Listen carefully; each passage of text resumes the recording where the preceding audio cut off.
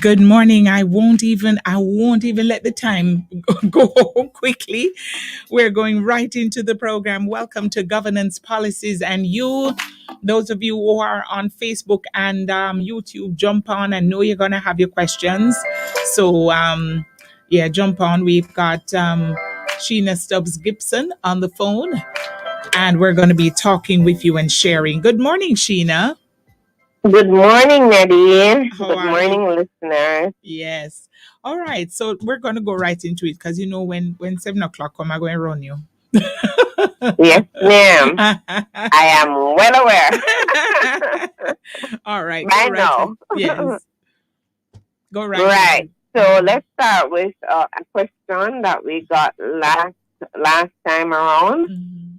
The person said that they had been laid off since March 25, 2020, a period which you and I know a lot of Jamaicans were laid Yes. off because Yeah. of the impact of the COVID-19 pandemic.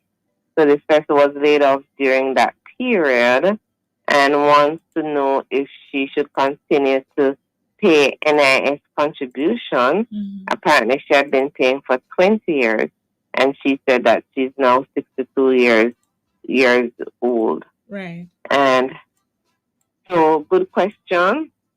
Remember that NIS contributions, you pay them up to the age of retirement. So even if you have it, even if you're just shy of that, you could be vested. Meaning, there's a certain number, there's a ceiling, right? There's a ceiling for NIS payments in one's lifetime. Mhm. So she would have to get in touch with them to see if she had reached the ceiling, because they want to reach the ceiling to maximize the benefits that you Right. can get. Right. Which is not to say that she wouldn't be entitled to benefits, but remember they are going to compute how much pension you receive and the benefits that you're entitled to, the size of the benefit, whether it is the funeral grant for a spouse or whether it is the invalidity or So, just so any there of is those. there is still some benefit to be had. The benefits are pegged usually to the number of contributions you have made. Right. So someone who has made less contributions wouldn't be as entitled as someone who has made the full gamut of contributions to access that particular benefit. So my suggestion to this lady is that she reach out, as I always say, to NIS and verify if she has reached the maximum number or the maximum payable to NIS in one's lifetime. And if Okay. she's not at that amount and she can afford to make voluntary contributions, then I would suggest that, in the next 3 years while she awaits the 65, that she Go make the ahead and voluntary make the payment. contribution, Right. right? Right. If she can afford it. Right. Then if she can't afford it, then she would just have to be satisfied with whatever she will become entitled to upon retirement. But since she's asking the question, just putting it out there to you, if persons are out there and they're wondering, okay, I've contributed for 20 years, do I still contribute? Mhm. Remember, there is a maximum that one is contribute during their lifetime. If you exceed that maximum, you can get a refund. If you fall under that maximum, but you are not working now, you could still do voluntary contribution. Or if you're self-employed, you can do self-employed contribution. So that took us back to NIS, right? Okay. But we were really talking about the pension, the government pension, which is the more substantial of the two pension payments that person gets upon retiring, right? Everyone can make a muckle, but the government pension, if you are a government worker, is the one that is more substantial. Everybody, regardless of whether or not they are government workers, once you pay NIS, will get the NIS pension. But the one that's paid through AGD, that one is just government workers that are entitled to that. I know that there are a lot of your listeners that are government workers. Workers, So right. that is why we had moved on to talk about how you qualify for that one and that kind of thing. So last week we had spoken about how you calculate this government pension. We had spoken about who is eligible to get it, like the age you have to reach to get your government pension.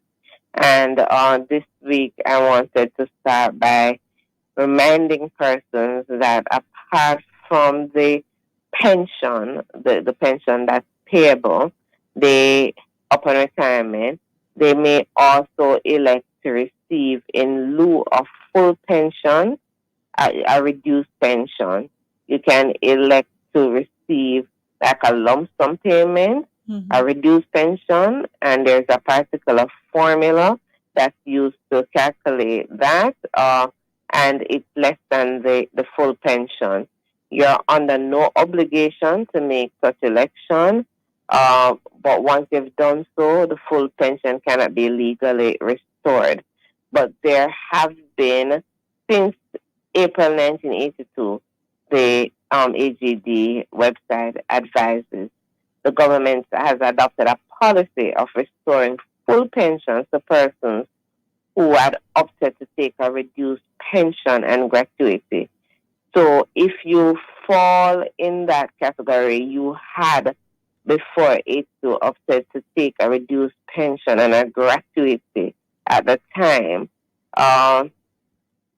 you could apply for the full pension to be restored, and that you could make that application from the completion of 12 and a half years of retirement. So just to summarize that in simple language, if you had opted instead of usually pension is paid like on an annuity basis, right? Like you get a particular sum, you get monthly payments, right?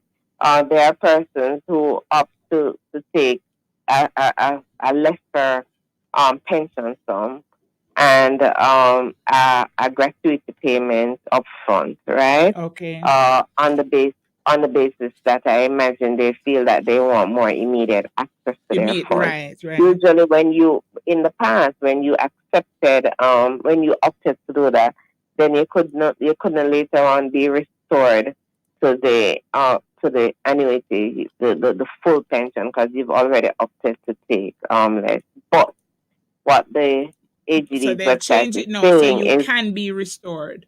You can be restored if So you're like a in your, message. provided you're 12 and a half years into retirement. Okay. So, but you have to reach that 12 and a half years. Okay. Also, we know that persons, there's gratuity payments can also be had.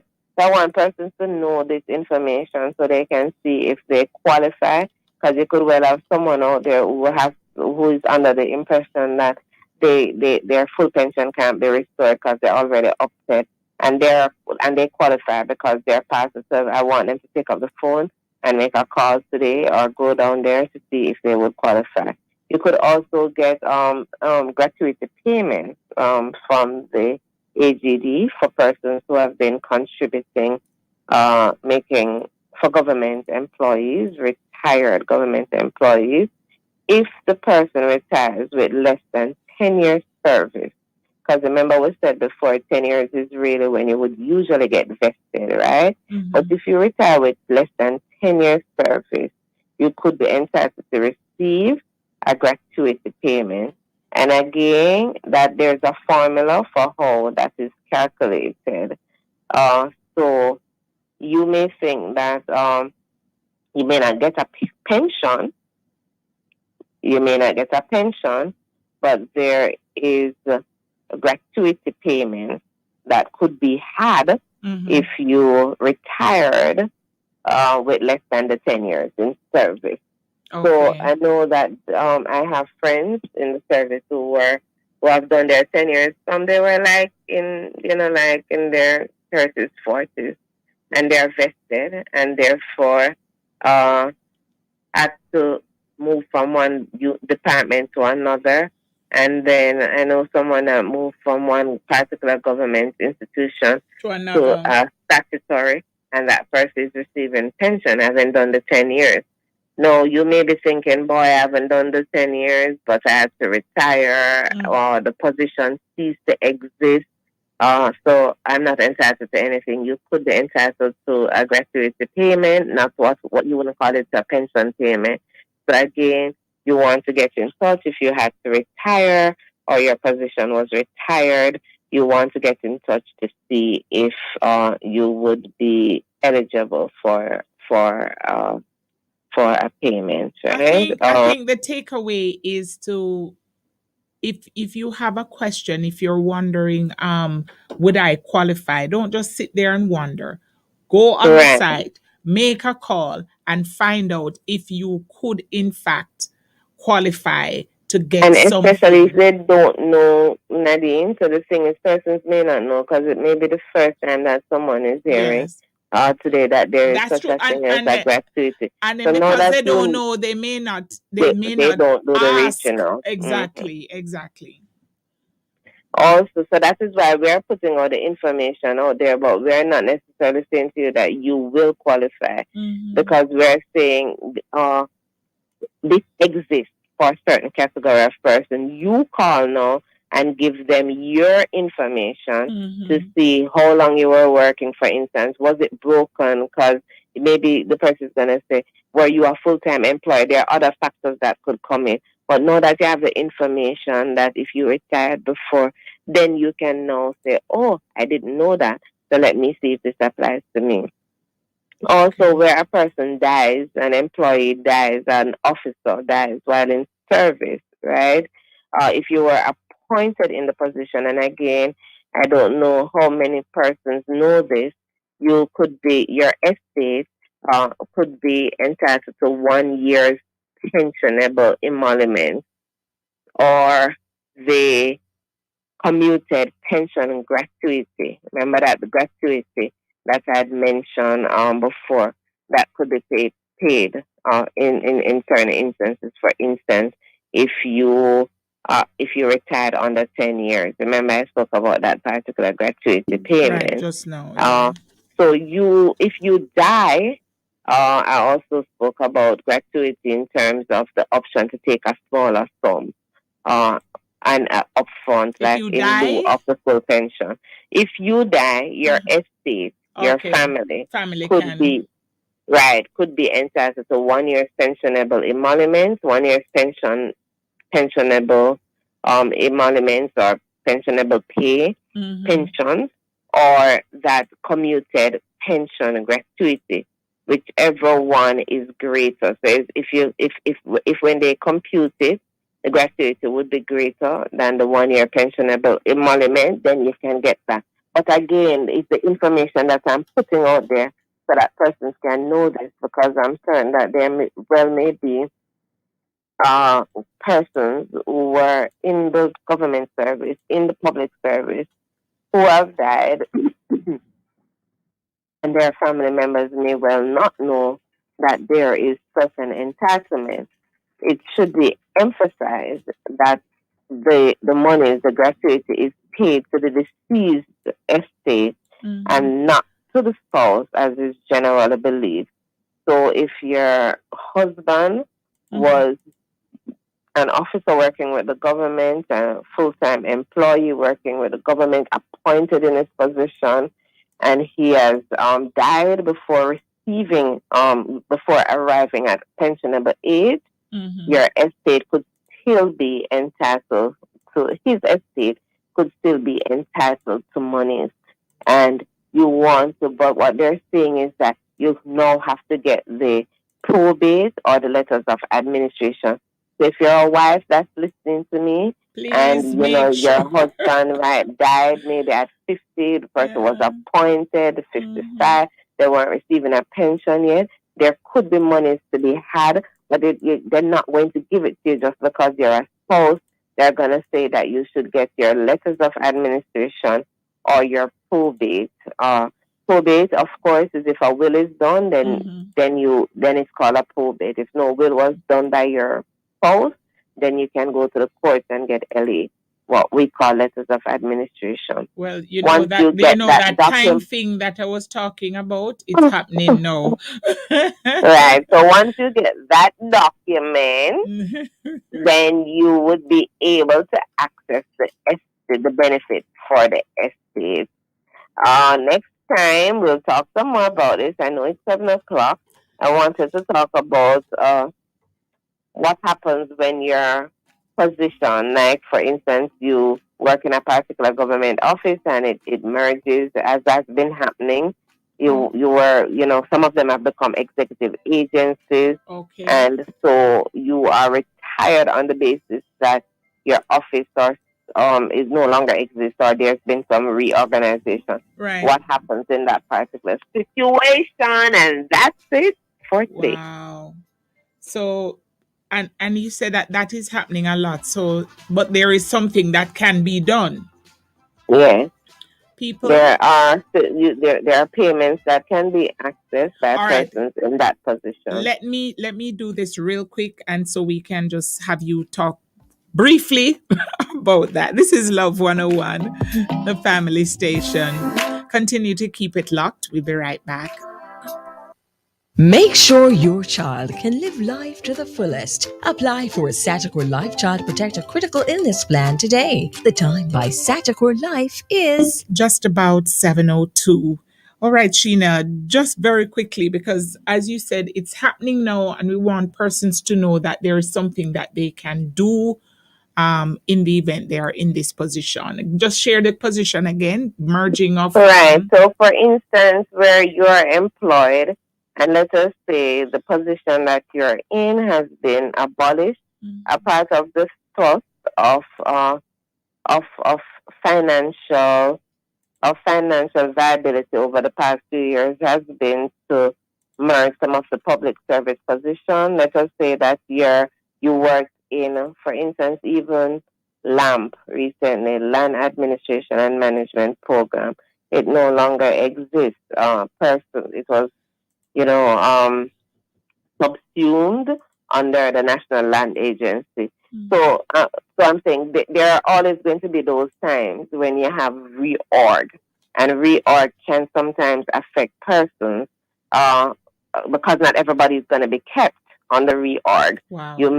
Some persons may be let go. Yeah. In situations where there's a retirement undergone of the office no longer existing, so they're no longer using that position and you were let go, or there was some reorganization of a particular office or group that you work in, then that person is not required to have you're not required to have more than 1 year. Like, this means that you can be eligible for pension under this heading after just 1 year of service. So don't be mistaken to believe that in that kind of situation you also have to have the 10 years.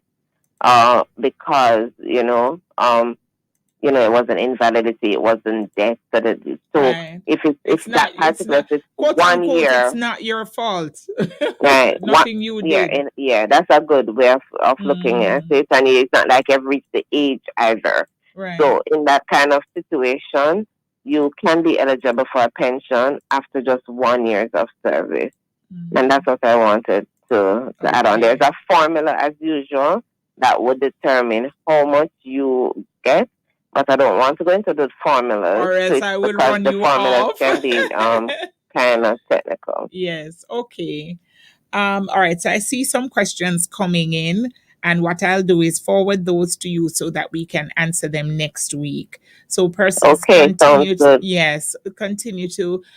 keep it locked, and they're asking the numbers to call. Just if you need the information, just send it to me on WhatsApp 9973125, and I'll send you the email and the number that you can call to get more information. Or you can just forward the WhatsApp message to me. All right. Or you send the question to me at the 9973125, and I will send it to Sheena. Thank you so much, my dear. And you can have send the message to the WhatsApp number that's posted on Facebook and YouTube. You can send your question there as well on WhatsApp or text. Sheena, have a good day. Thank you, love. Bye. Bye, listeners.